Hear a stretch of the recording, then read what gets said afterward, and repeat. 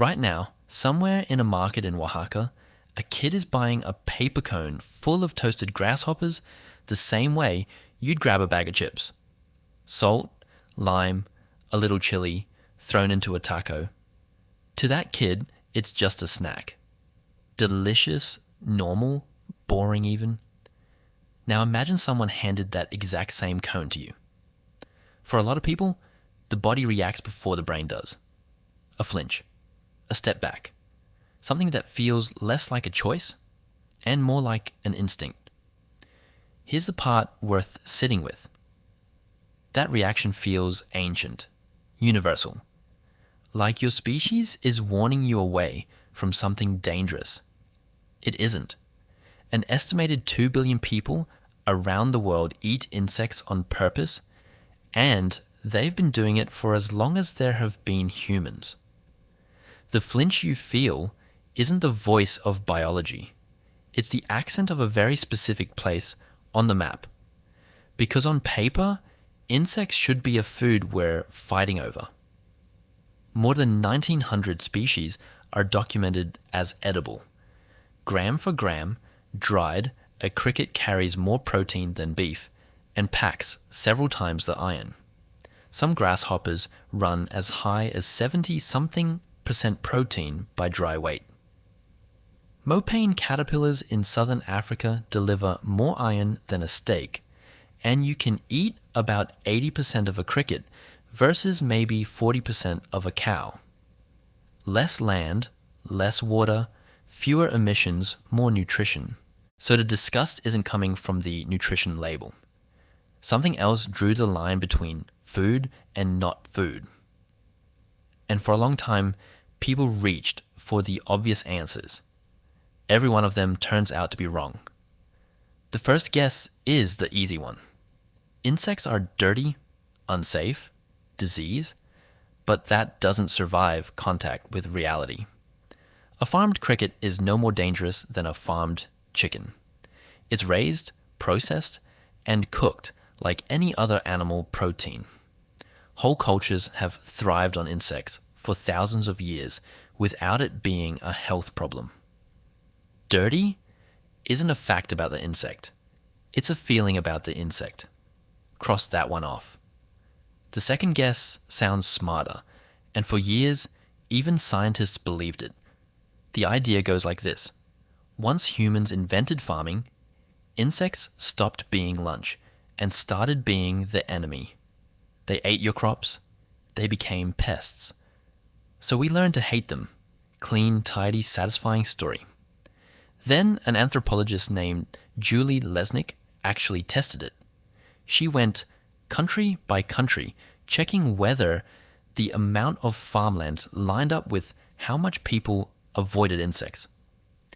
If the farming theory were true, the big agricultural nations should be the bug haters. They weren't. Plenty of heavily agricultural countries eat insects by the ton. The correlation simply wasn't there. The neat little story collapsed the moment someone ran the numbers. Cross that one off too. The third guess is the one people say quietly, like it's obvious. It's just poor people food, famine food, something you eat when there's nothing better. But that's mostly a mirror reflecting our own bias back at us. Insects are harvested in some of the richest, luscious environments on Earth, not just the desperate ones. In Mexico, those grasshoppers aren't a last resort.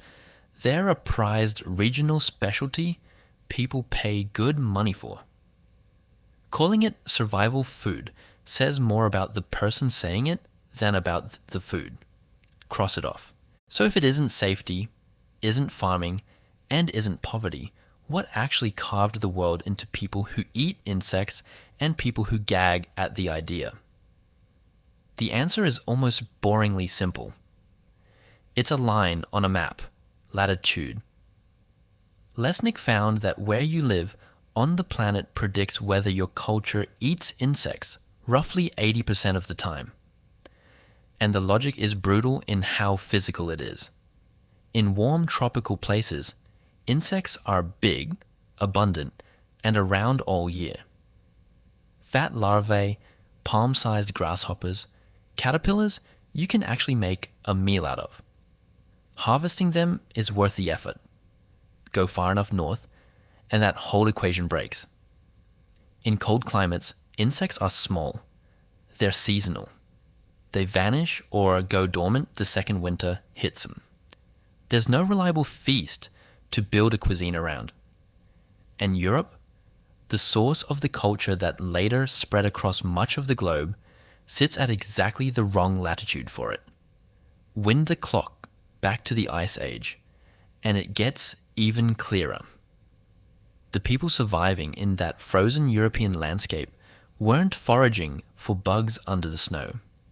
They were living on meat, hunting big animals just to get through the year. And here's the thing about a meat-heavy year-round diet.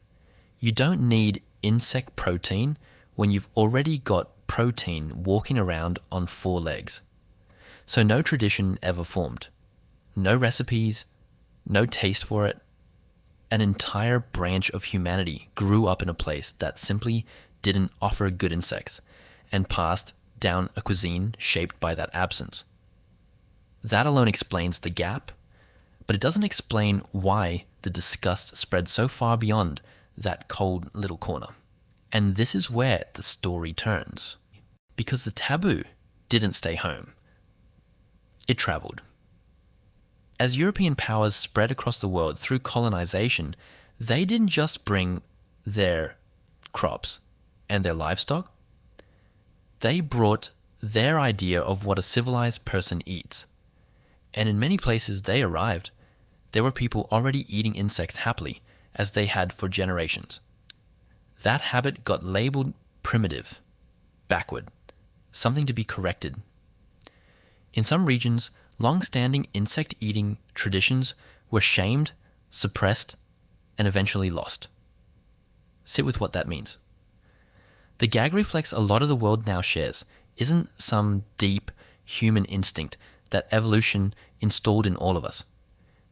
It's a regional quirk from one cold part of the planet that got exported everywhere, stamped onto other cultures, and then quietly rebranded as the normal, natural way to feel. And that exposes the real trick behind disgust.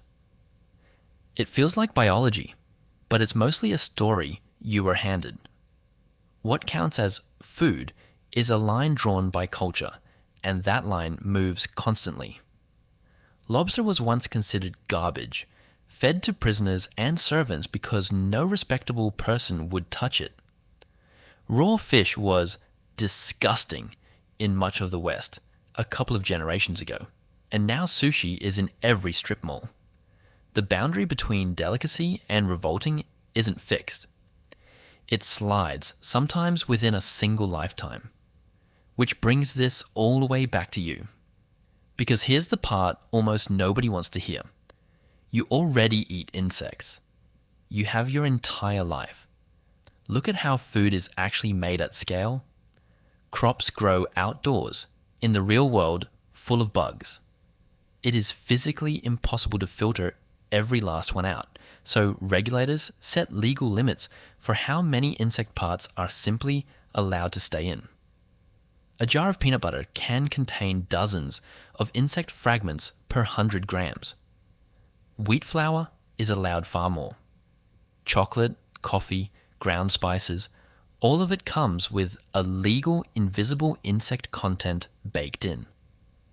By some estimates, the average person quietly swallows 1 to 2 pounds of insect fragments a year without ever noticing. And sometimes it isn't an accident at all. That deep red in certain candies, yogurts, and drinks, a lot of it comes from carmine, a pigment made by crushing a scale insect called cochineal. The glossy shine on some coated sweets comes from shellac, produced by another insect entirely. Nobody put a warning label reading "contains bugs." They just called it a coloring, a glaze, an ingredient with a chemical sounding name, and you ate it and enjoyed it and never flinched once. So the question was never really, why don't we eat insects? half the planet does it out loud and proud, and the other half does it too, just ground into a powder, dyed into a candy, hidden inside a name that doesn't make anyone squirm. The only real difference between the kid with the grasshopper taco and you isn't the insect. It's whether you're allowed to see it. One person eats the bug knowing exactly what it is.